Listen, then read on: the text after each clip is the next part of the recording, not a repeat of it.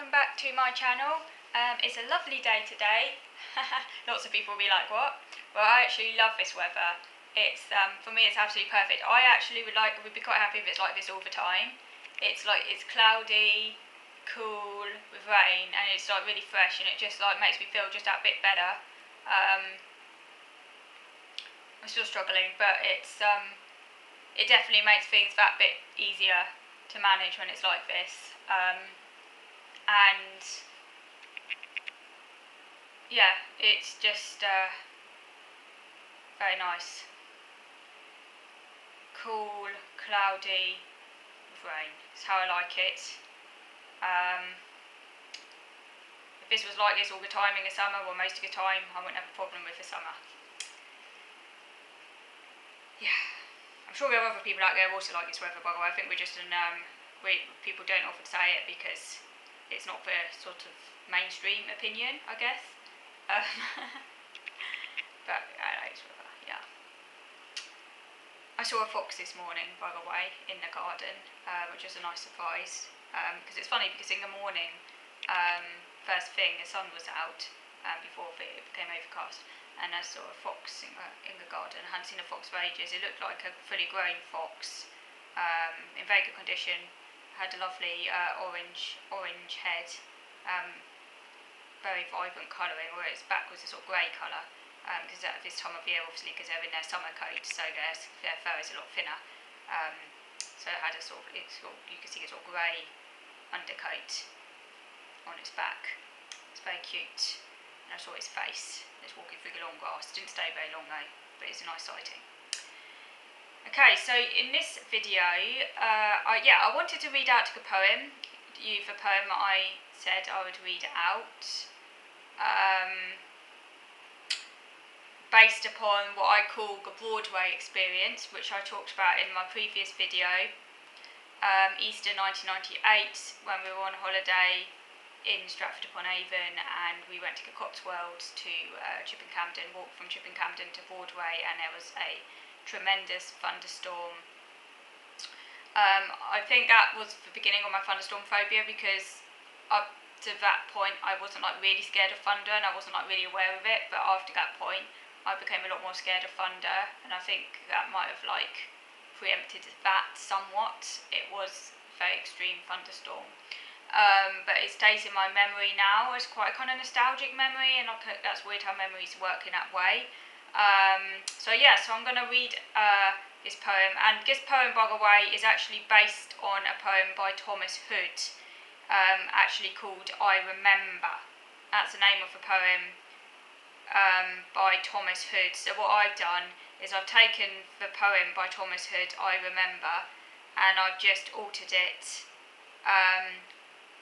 I've altered it, I put my own words in there, but using the same structure, the same, and for a bit at the beginning where it says I remember, is straight from Thomas Hood's poem, so I've just kind of adapted it to use it as a kind of skeleton, I guess you call it, for my own experience. I Remember by Thomas Hood is about his childhood, so you can always Google that if you want to read his poem. Okay, so here we go.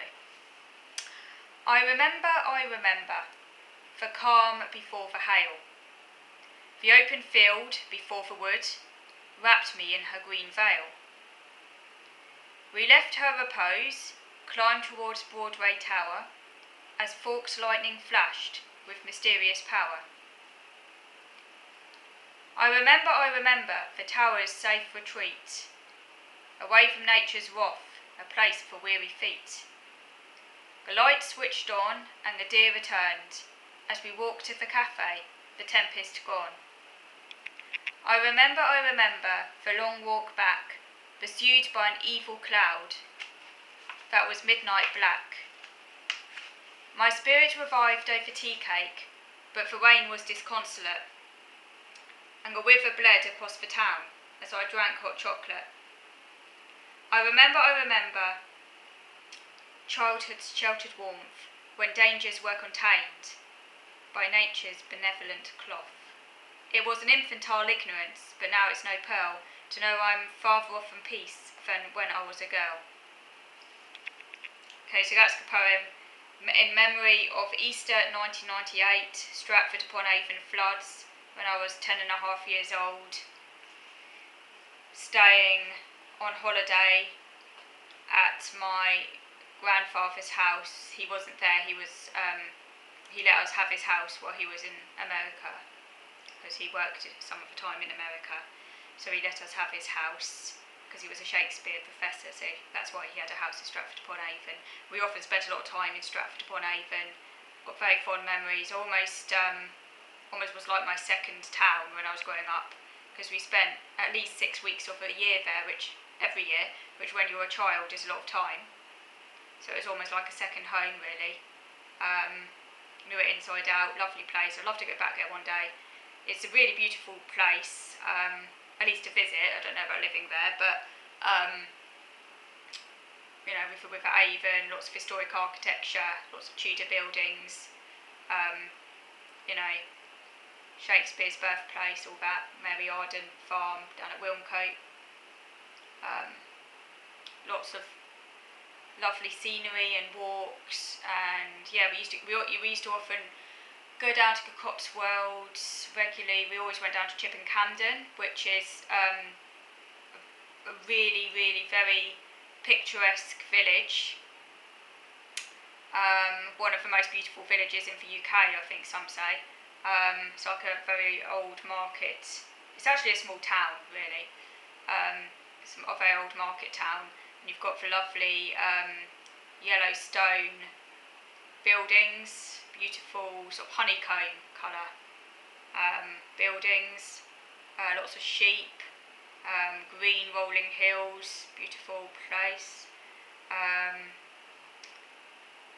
We went walking. We did a lot of walks there, from Chippen Camden to Stanton, I think, and Broadway, and other places in the vicinity.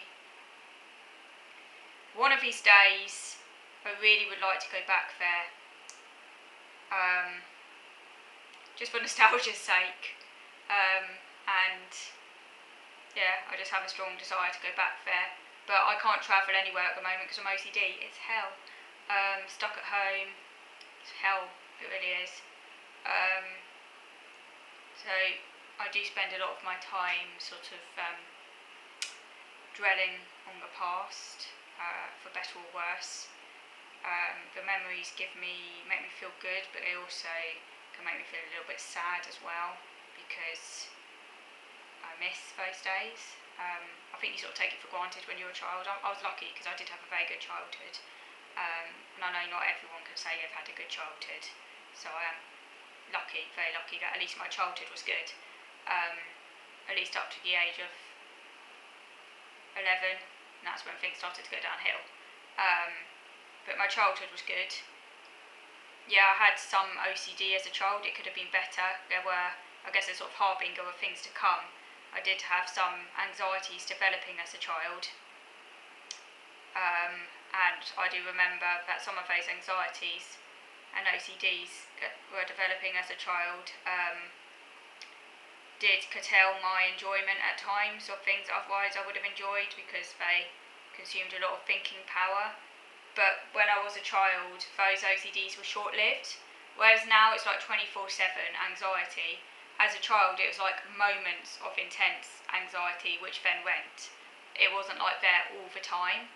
I think that's the difference. And also, there wasn't such an existential quality to it when I was a child, I think, because when you're a child, obviously you do feel more protected. There's more distractions around you, like, adults take care of things. You don't have so much time to brood. I think that's the difference as well. You are more protected. You don't know so much about the world, so the things you worry about, they're not quite so intense because you don't know so much. So your brain can only go so far. It doesn't know everything. Like when you're an adult, you literally know more, so you've got more to worry about.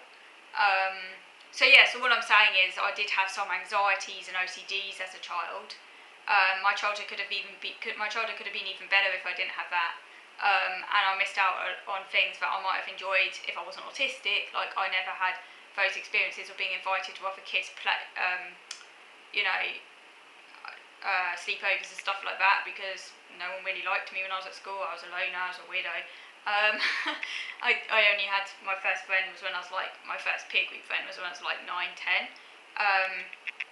I didn't really care though at that age. Like, I was active but odd. Like, I tried to relate to others, but I didn't do so successfully. But it didn't really make me down as a child. And I was a happy child. I can definitely say I was a happy child, even though I did have these on-off OCDs, anxieties. My childhood, I would say, was a happy one. And relative to now, I was alive. Okay, I was actually alive. I was living. Now it's just absolute hell. So I do go a lot back in my mind, in my memories, to those happier times, because I don't know, I guess it reminds me of what life can be. Like, it can, like, compared to my present life, you know.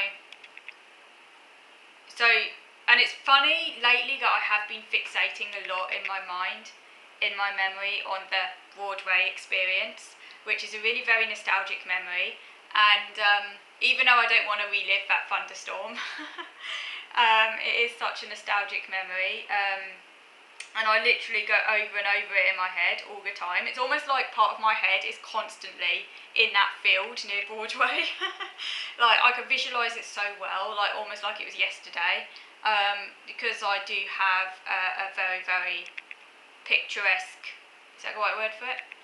Pictorial, very visual memory, which is probably connected to my synesthesia to some extent.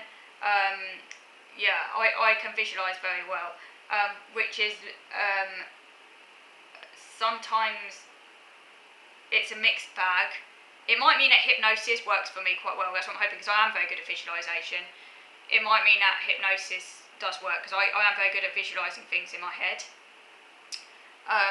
For better or worse, it can also, of course, result in a lot of anxiety, because I tend to get more images than thoughts. That's my OCD. I get some thoughts, but it is mainly images.